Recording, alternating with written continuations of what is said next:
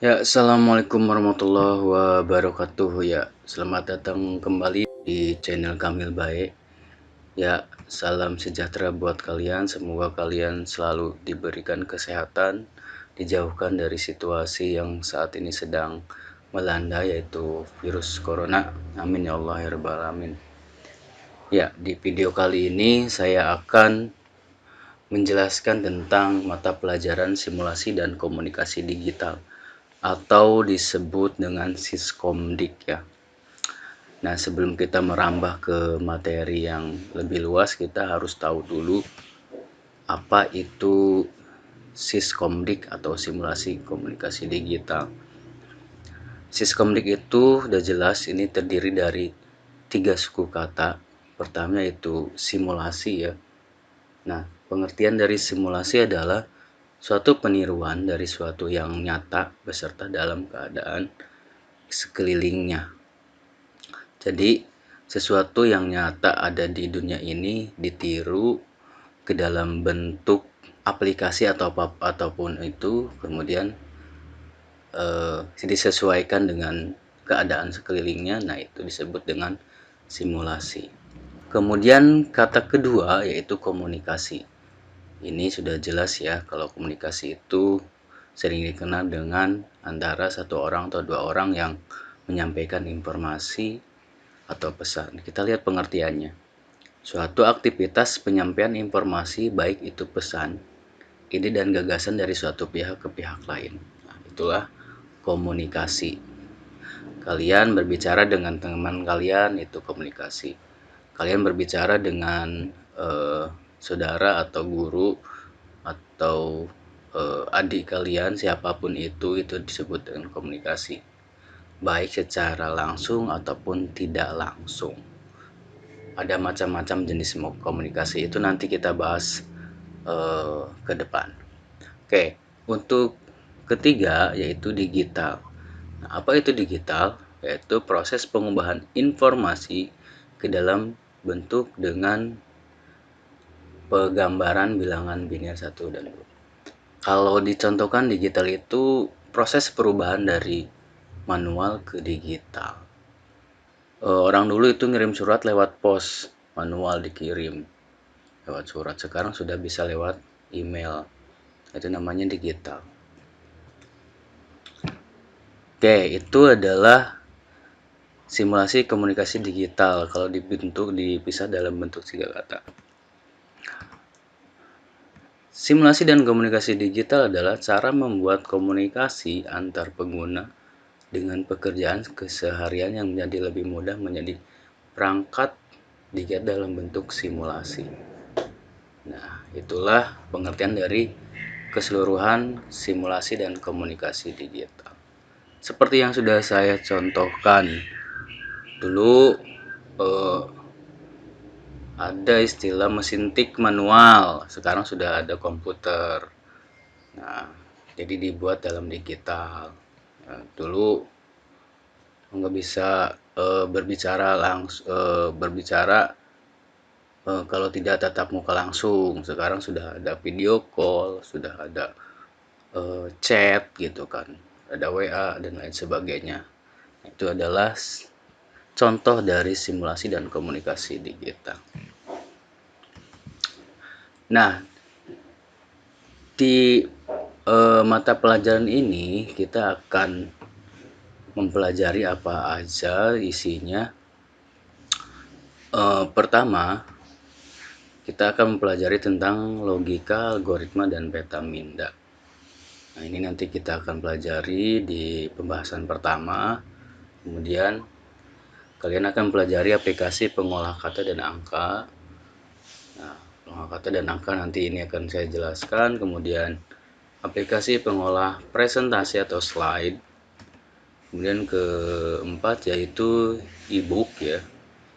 Kemudian yang kelima video dan atau animasi atau musik digital. Itulah yang nanti akan kalian pelajari di mata pelajaran ini.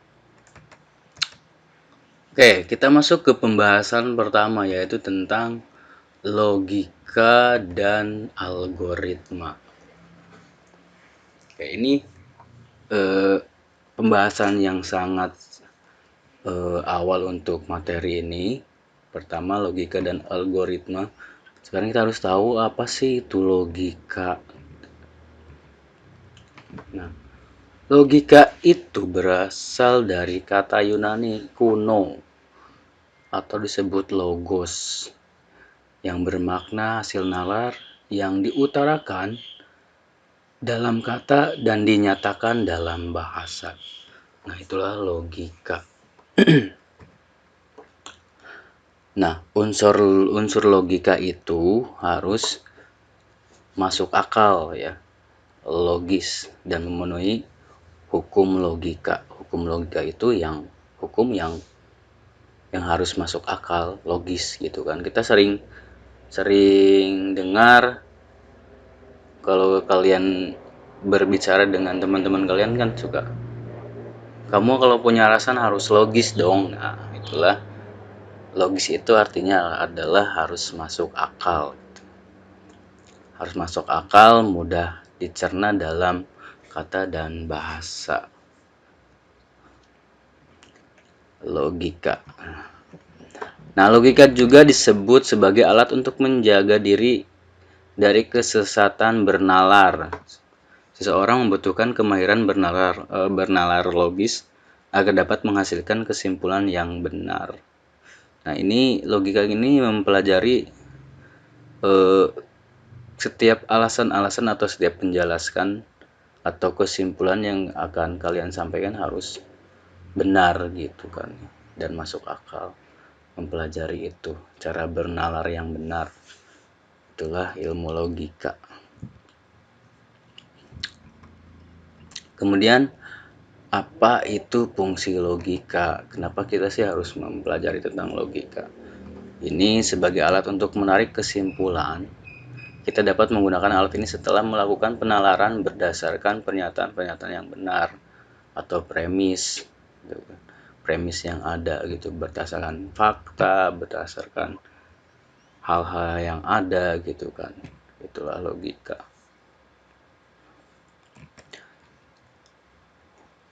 Nah, untuk logika juga penalarannya itu dibedakan menjadi dua jenis. Pertama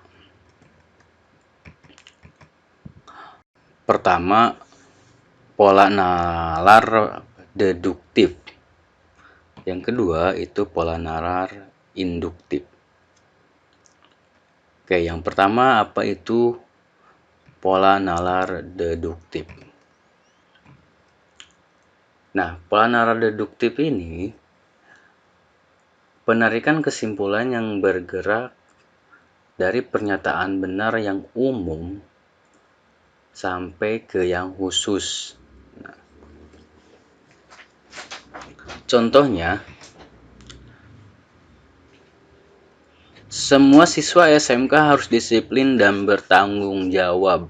Oke, ciri kalimat yang umum itu tidak menyebutkan suatu nama, benda, ataupun karakter. Nah, itu adalah yang umum. Jadi, kalimatnya di sini semua siswa SMK harus disiplin dan bertanggung jawab. Dari semua siswa, berarti di situ tidak ada menyebutkan nama seseorang atau nama benda ataupun apapun itu.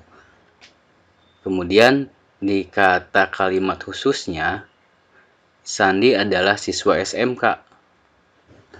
Berarti kesimpulannya si Sandi harus disiplin dan bertanggung jawab. Ya, saya ulangi lagi.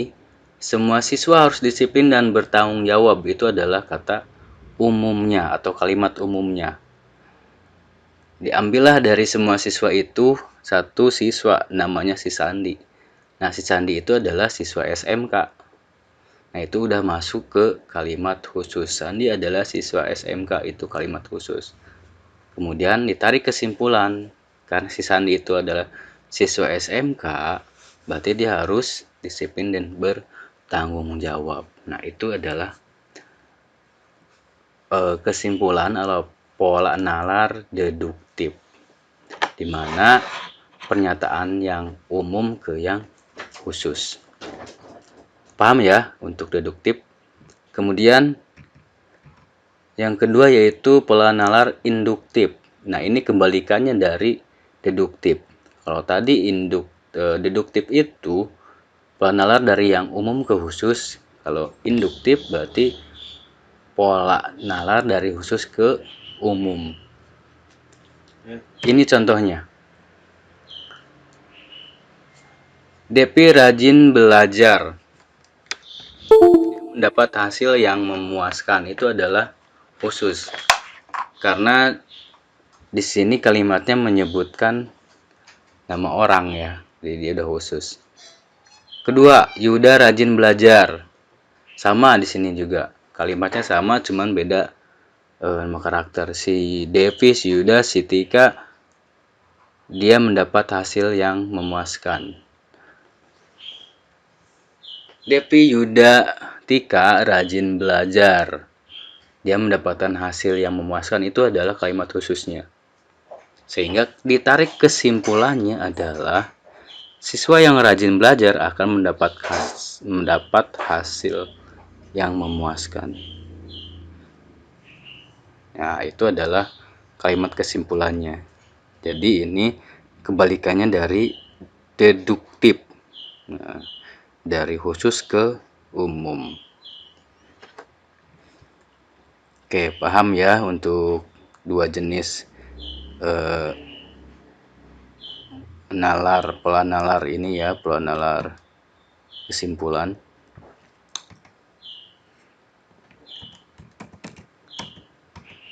Oke, kita masuk langsung ke algoritma.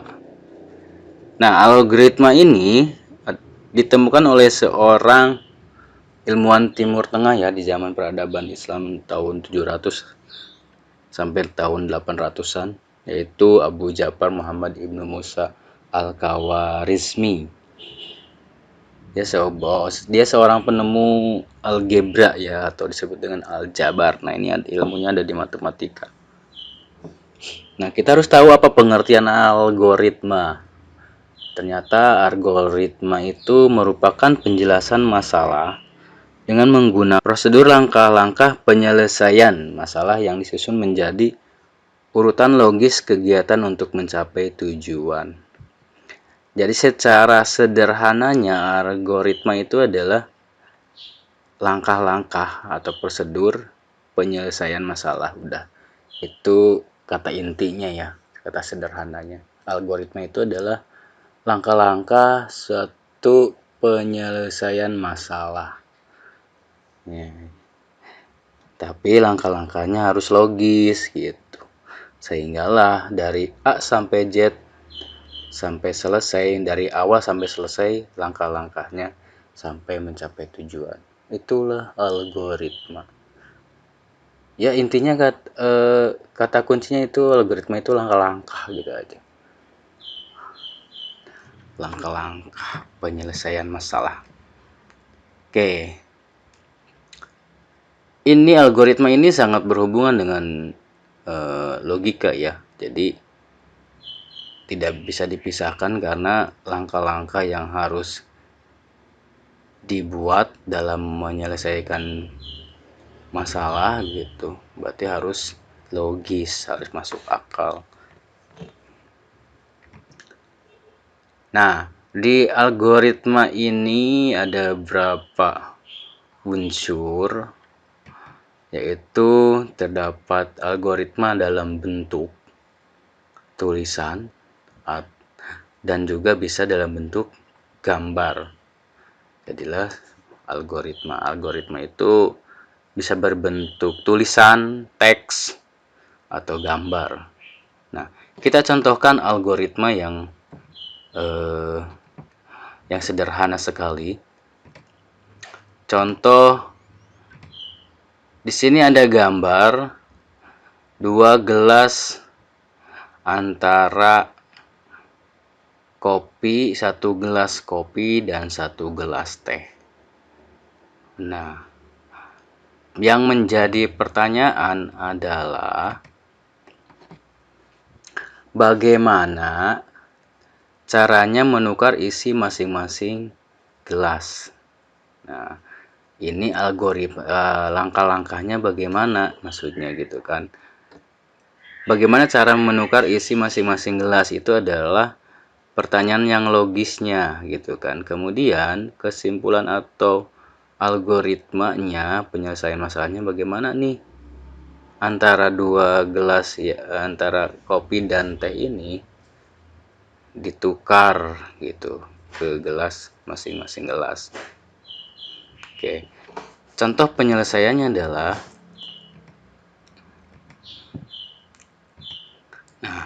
siapkan satu gelas cadangan C atau berarti menyiapkan satu gelas kosong istilahnya. Tuangkan air teh dari gelas A ke dalam gelas C. Berarti yang teh itu dimasukin ke gelas yang cadangan. Berarti kan si gelas A kosong. Si gelas A kosong berarti barulah tuangkan air kopi dari gelas B ke gelas A. Kemudian gelas B menjadi kosong kan, baru tuangkan yang gelas C ke dalam gelas B. Nah, yang tadi gelas cadangan atau gelas C yang ada tehnya, masukinlah ke gelas B. Jadilah selesai masalahnya, penyelesaiannya. Jadi tertukar antara kopi dan teh dengan gelasnya yang berbeda ditukar. Nah, itulah adalah penyelesaian atau disebut dengan algoritma, langkah-langkahnya penyelesaiannya. Itu adalah contoh dari algoritma yang dalam bentuk ini gambar. Kemudian saya contohkan lagi satu. Ini contoh dalam bentuk tulisan. Misalnya, Dina adalah seorang siswa SMK kelas 10. Setiap hari dia pergi ke sekolah setelah melakukan sarapan. Pada suatu hari ketika Dina akan sarapan, yang tersedia hanya nasi tanpa sayur dan lauk. Kemudian dia berpikir untuk membuat tumis toge, tempe. Nah, permasalahannya adalah atau pertanyaan adalah bagaimana cara membuat tumis toge tempe. Nah, itu pertanyaan logisnya. Gitu kan. Pasti kalian tahu ya harus dipersiapkan bagaimana dari A sampai Z untuk mempersiapkan atau dari awal sampai akhir untuk mempersiapkan membuat tumis toge. Penyelesaiannya bagaimana? Nah, ya ini siapkan toge, tempe, cabai bawang merah, bawang putih, lengkuas, dan bahan lainnya diperlukan. Iris bawang, bawang putih, cabai, dan lengkuas, panaskan minyak, dan masukkan semua irisan bahan. Goreng tempe sebentar, tambahkan toge, kecap manis, garam, dan sedikit air. Aduk sehingga semua bumbu resap. Cicipi rasanya, jika terdapat rasa yang kurang, tambahkan bumbu dan lain secukupnya. Toge tumis siap dihidangkan. Itulah adalah algoritma cara membuat toge tempe. Jelas ya algoritma itu apa? Mudah-mudahan kalian paham apa itu logika dan algoritma. Mereka itu saling berkaitan ya. Kalian membuat langkah-langkah atau algoritma lain harus logis ya, masuk akal ya. Oke, saya kira cukup untuk pertemuan ini. Silahkan kalau misalnya kalian ada hal yang kurang jelas atau yang ingin ditanyakan, kalian tinggal ditanyakan di kolom komentar. Kemudian nanti ada tugas di kelas ya, ada tugas di kelas untuk kalian kerjakan. Ya, sampai sini dulu untuk pertemuan kali ini. Wassalamualaikum warahmatullahi wabarakatuh.